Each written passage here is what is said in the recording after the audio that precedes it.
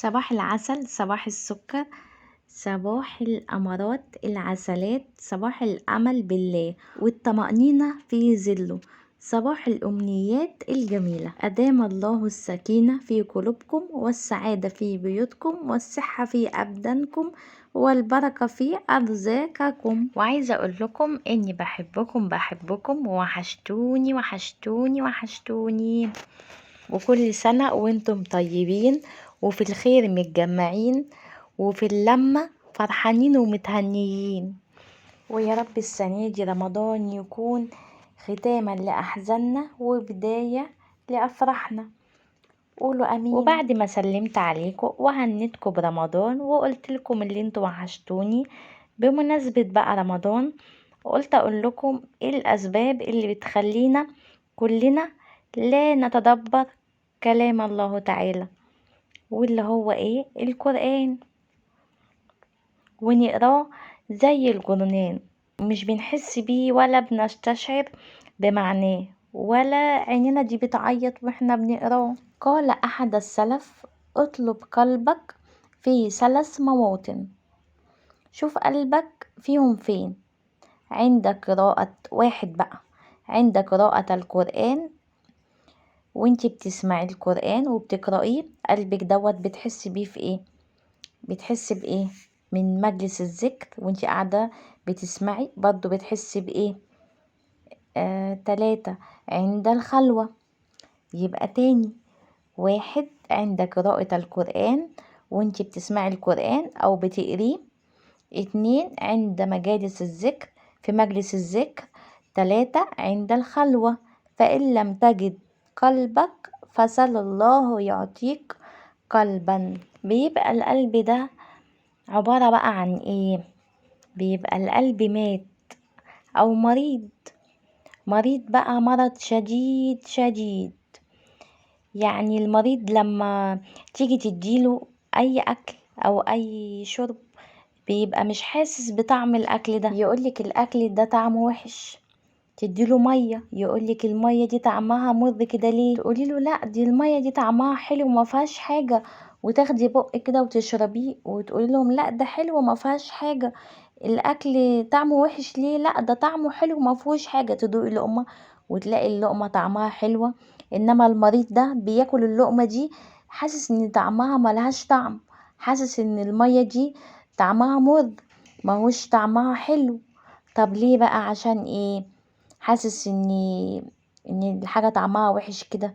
عشان هو قلبه ده مريض، عشان هو اصلا مريض. احنا قلنا في الاول ان هو ايه؟ مريض. وسبحان الله كمان بتلاقي العين جمدت. طب العين بتجمد؟ العين جمدت كده ازاي؟ ما هو احنا قرينا القرآن وما حسيناش بيه ولا فهمنا معناه ولا عرفنا بيقول ايه، ولا دمعة نزلت من عينينا حسينا بالآيات دي واستشعرنا. ولما العين بقى جمدت ايه اللي حصل؟ حصل جمود في القلب. بدام العين ما نزلتش دمعة كده واحنا بنقرأ القرآن فحصل جمود في القلب. طب احنا مش عايزين القلب ده يجمد، لان القلب ده لو لان وخشع هتعيشي أجمل الأوقات في قراءة القرآن. عايزة أقول لكم إن القلب ده عامل زي السجن. عايزين نفتح بقى البيبان، نفتح بقى باب السجن بتاعنا ده ونخرج بقى كل اللي جواه. أي حد ليه عندك مظلمة أو انتي ظلمتي حق أو حد ظلمك، سامحي بقى لوجه الله. طلعي بقى طالعه معديه على جارتك وانت زعلانه منها او هي زعلانه منك، عدي خبطي عليها وسلمي عليها وقول لها كل سنه وانت طيبه. حد قريبك، قريبتك، اختك، مامتك، اي حد. لو حتى مش قادره خالص تكلميهم في التليفون فعندك ممكن تبعتي رساله على الواتساب، على الفيسبوك، ازيكم عاملين ايه، وحشتوني.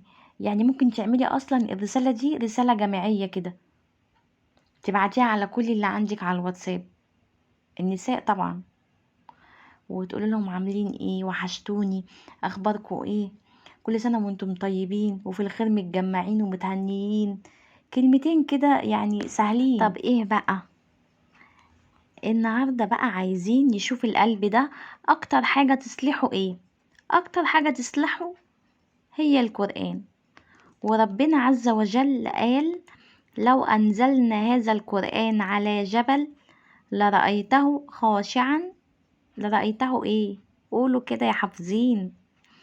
لرأيته خاشعا متصدعا من خشية الله. يعني الجبل بيحصل فيه إيه؟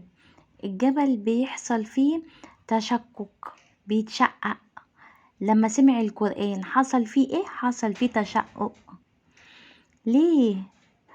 ربنا اللي قال عز وجل برضو قال: ثم قست قلوبكم من بعد ذلك فهي كالحجار أو أشد قسوة. يعني الحجرة اللي احنا شايفينها دي، شوفوا من خشية الله تهبط. شوفوا لما يكون عندكم واحد كده عنده هبوط، بعد الشر عليكم يا رب، ويكون جاله هبوط وبعدين يقع يغمى عليه. شوفوا بقى الحجرة بتعمل كده، بتهبط. شوفوا الجبال بتتشقق.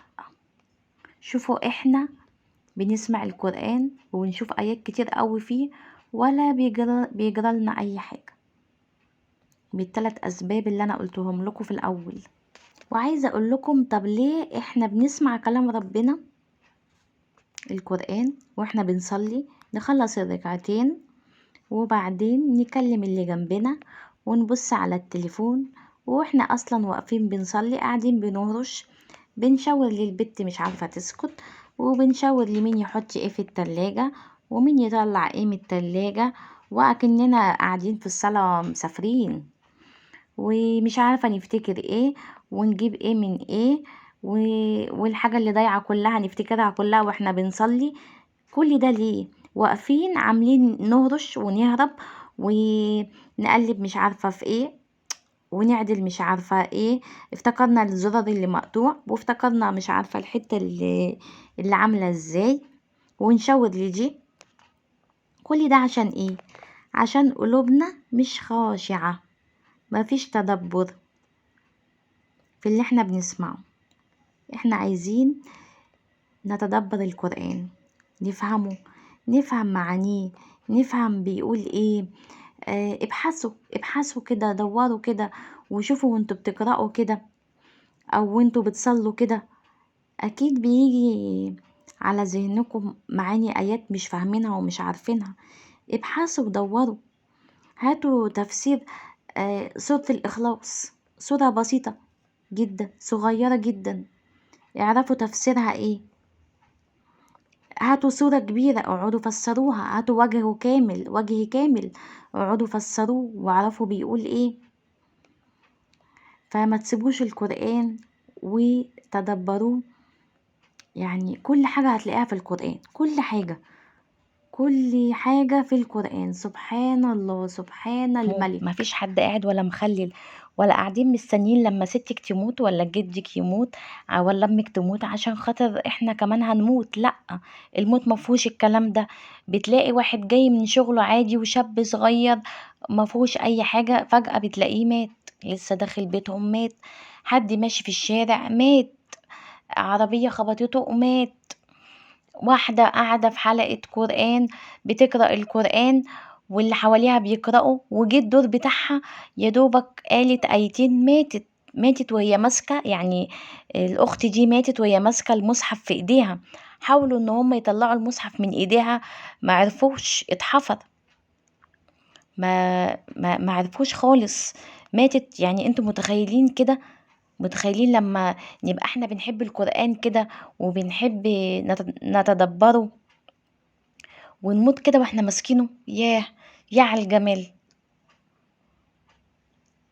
فقربوا شوية من القرآن، اقروا كتير في القرآن وتدبروه، آية 2 3، حاجة بسيطة هتتدبروها. وكتروا بقى في قراية القرآن الشهر الكريم ده. وكل سنة وانتم طيبين، واشوفكم في فيديو جديد، والسلام عليكم ورحمة الله وبركاته. مش عايزة اتقل عليكم.